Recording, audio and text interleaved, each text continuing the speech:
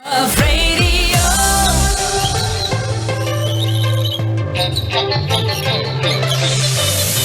Shout out sa'yo na inuubo-ubo. Baka mamaya isang ubo ka na lang dyan, ha? Wag naman sana dahil marami ka pang kailangang gawin in life. Sino ditong may ubo na? Sino dito yung sinisipon? Sino naman dito yung masakit yung lalamunan? Sino dito yung nilalagnat? Sino dito yung nakakaramdam ng chills? Or cold? Or headache, body ache, fatigue, nagsusuka, o nagtatae? Ikaw? Lahat yan meron ka? Naku, baka oras mo na talaga. Charot! With the rot. Pero kapag naramdaman mo yan, lahat ng yan meron ka sa kasalukuyan. Sige, tingnan mo yung katabi mo, check mong maigi, baka meron din yung ganyan. Wag niyo pong isipin na agad-agad COVID ito. Ngayong papalapit na kasi ang Desyembre, uso po yung tinatawag nilang ili. Okay, anong ibig sabihin ng ili? I love you.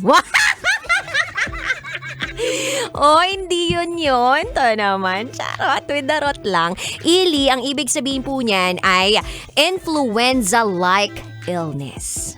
Ayan, influenza-like illness. Ito po ay common kapag papalapit na po ang Desyembre. Kaya naman ikaw, kabisyo, na nakikinig ngayon, na pakiramdam mo, lahat ng mga sintomas na sinabi ko kanina ay nakukuha mo na, mag-ingat-ingat ka.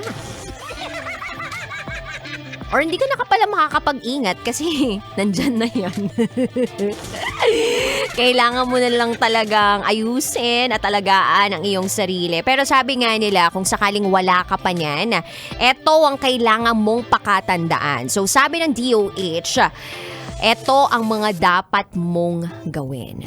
Stay at home and avoid physical interaction. Ay, mali pala. Ito palang sinasabi ko ay yung mga taong merong sintomas ng ILI or LA. Stay at home and avoid physical interaction. Pangalawa, avoid high-risk individuals like those aged 65 and up.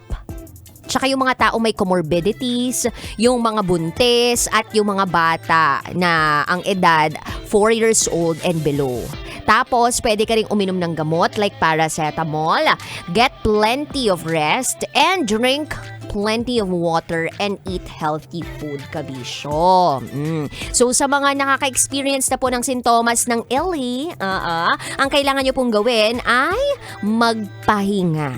Kasi kapag hindi nyo po ginawa yan, baka ikaw ay tuluyan ng mamahinga. Charot, with the rot.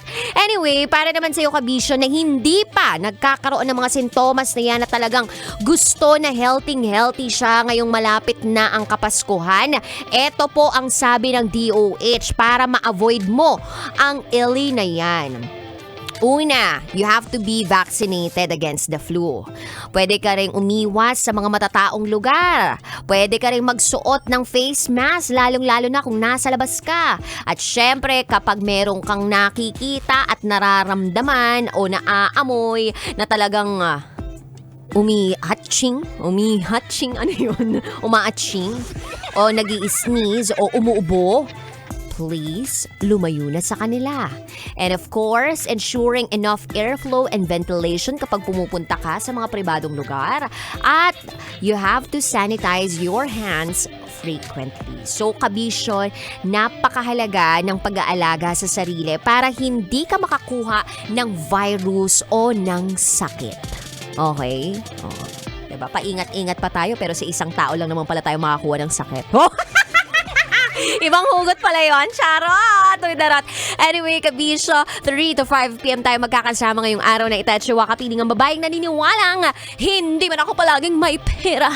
At least, palagi naman akong maganda. This is me, the one and only DJ Rocky Tera. And today, Wednesday, isa na namang panibagong secret file ang aking babasahin. Kaya naman, sige na, pihitin mo na ang volume ng iyong radyo pakanan dahil ibibigay ko na po ang malupet na patikim ng DJ Rocky's Secret File.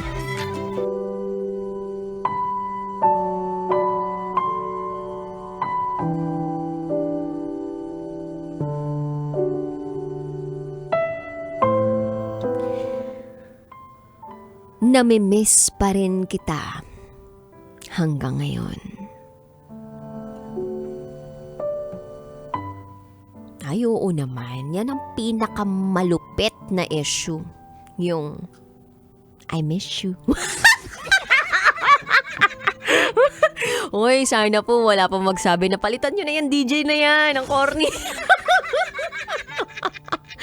Uy, pero mahirap yung pakiramdam o mahirap sa pakiramdam na hindi mo man lang makita o makasama yung taong gusto mong makasama o gusto mong makita.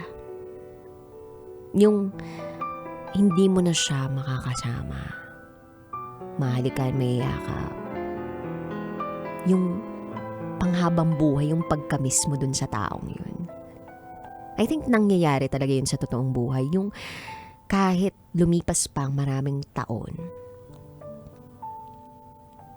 at kahit lumipas na ang maraming tao sa buhay mo, may dumating, may umalis, meron pa ring tao talaga na nananabik kang makita uli. Yung pinanggigigilan mo na mahagkan uli. Pero sa panaginip na lang yun mangyayari. Abangan niyo po yan sa aking pagbabalik. Kasama niyo po si DJ Rocky and you are listening here sa stasyong number 1 sa mga malupit, manggapang sa kakalsadahan. 90.7 Love Radio. Up next is DJ Rocky's Secret File. Sinira ng tatay ko ang pagkababae ko. Siya! May secret affair kami ng office mate ko. Hindi ko matigilan kasi sobrang galing niya sa... Rocky's Secret Files. Secret Files. It's the kind of bleep you never knew existed. Kunwari inosente pero boy naman pala. Rocky's Secret Files. Secret File.